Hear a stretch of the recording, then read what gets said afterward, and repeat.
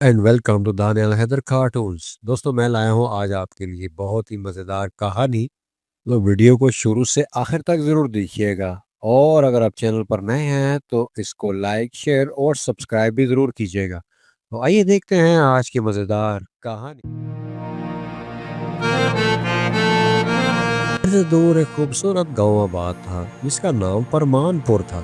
یہاں کے لوگ بڑے سادہ، محنتی اور صاف دل کے مالک تھے۔ اس گاؤں کا ایک بڑا مشہور کردار تھا رمضان حلوائی۔ رمضان ایک چھوٹی سی مٹھائی کی دکان چلاتا تھا جو گاؤں کے چوراہے میں واقع تھی۔ اس کی دکان کا نام مٹھاس محل تھا۔ رمضان کے ہاتھوں کے بنے لڈو بڑی مشہور تھے۔ ان کا ذائقہ ایسا تھا کہ لوگ دور سے آتے تھے۔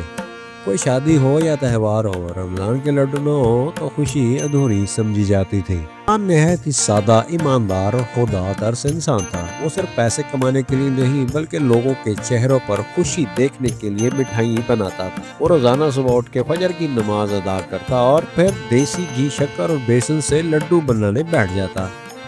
جب وہ لڈو بناتا تو ان کی خوشبو گاؤں کے کونے کونے میں پھیل جاتی، اور اس کی دکان کھولتے ہی بچوں کی قطار لگ جاتی، اور وہاں کے لوگ اور بزرگ باہر چارپائی ڈال کر بیٹھ جاتے۔ حلوائی کے لڈو دور دور کے گاؤں تک بڑے مشہور تھے۔ ایک دن کسی ایسے ہی گاؤں سے ایک اجنبی حلوائی آیا جس کا نام نعیم تھا۔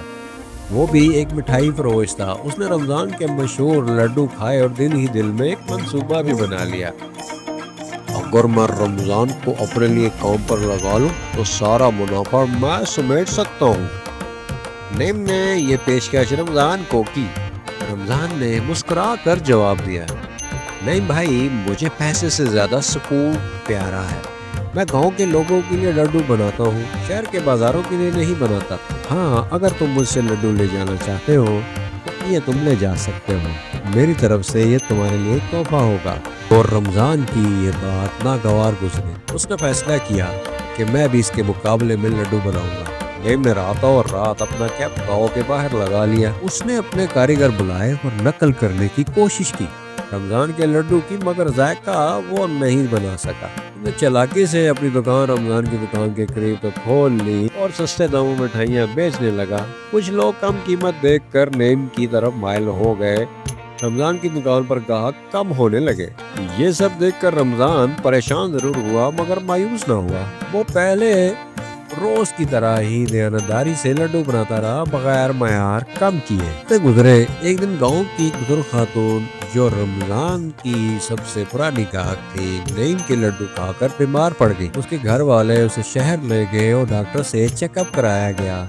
تو پتہ چلا کہ جو لڈو اس بزرگ خاتون نے کھائے ہیں ان میں ملاوٹ تھی، ناقص گھی کا استعمال ہوا تھا۔ اس واقعے کے بعد باقی لوگوں کی بھی آنکھیں کھل گئیں۔ سب نے توبہ کی اور رمضان کے پاس لوٹ آئے۔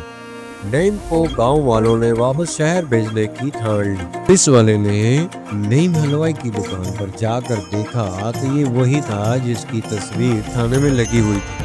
اس سے پہلے بھی نعیم کی ملاوٹ شدہ مٹھائی کی شکایات تھانے میں درج تھی اور پولیس اسے کئی دفعہ وارننگ دے چکی تھی۔ جس علاقے میں اس کی مٹھائی کا پول کھلتا وہاں سے وہ بھاگ کھڑا ہوتا اور کسی اور علاقے میں جا کر اپنی دکان کھول لیتا۔ یہاں پر بھی اس نے یہی کیا۔ نعیم پولیس والے کو دیکھ کر حیران ہو گیا اور پولیس والے نے اس سے دیکھ کر کہا، میں تمہیں جانتا ہوں، تم یہاں دوسرے گاؤں سے آئے ہو، تمہاری شکایات تھانے میں درج ہے، تم اپنی حرکتوں سے باز نہیں آ رہے اور ملاوٹ والی مٹھائی بھی بیچتے ہو، تو یہ تمہاری آخری وارننگ ہے۔ اگر اب مجھے تمہاری شکایت ملی تو اٹھا کر تھانے میں بند کر دوں گا۔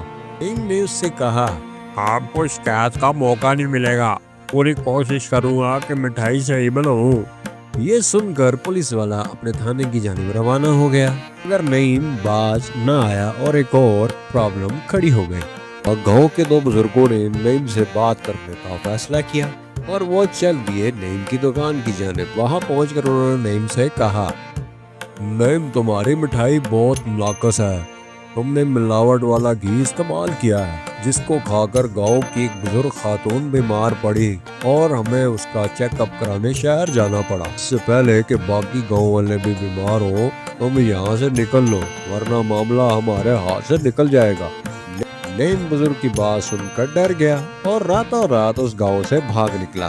اگلی صبح معمول کے مطابق گاؤں کے چوراہے میں رمضان کی مٹھاس محل دکان کھلی اور تمام لوگ دوبارہ اس سے مٹھائی لینے لگے۔ مورل آف دا سٹوری یہ ہے کہ سچائی، خلوص اور ایمانداری کا کوئی نعم البدل نہیں ہوتا۔ پیسے سے زیادہ اہم دل کا سکون اور دوسروں کی دعائیں ہیں۔ نقل کبھی اصل کا مقابلہ کر ہی نہیں سکتی۔ تو آئی ہوپ آپ کو یہ کہانی پسند آئی ہوگی۔ ملتے ہیں کسی اور مزیدار ویڈیو میں۔ اللہ حافظ۔